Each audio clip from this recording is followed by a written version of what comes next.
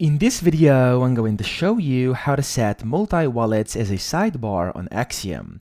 So the first thing you'll need is an Axiom account. There's a link down below in the description as well as in the pinned comment. If you sign up using my link, you'll get a 10% discount on all trading fees forever. So make sure to check it out. Axiom is one of the best platforms for trading meme coins. It's packed with a lot of different premium features completely for free, such as the wallet tracker, an amazing Twitter tracker, a PNL tracker, a reward system which basically gives you Solana back just for trading. You can trade perpetuals, use their turbo mode for faster fills, and even set your own presets with your custom slippage, priority, and bribe fees.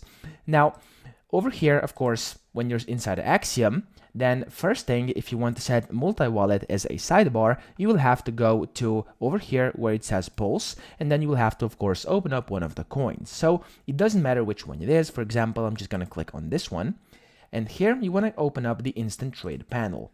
Now inside the instant trade panel, right now there used to be the active wallets button where you can click on it and you can see it over here. However, you can now set it as a sidebar. So to do this, go inside these settings, and here it says wallet button opens sidebar. Click on this and then click on done.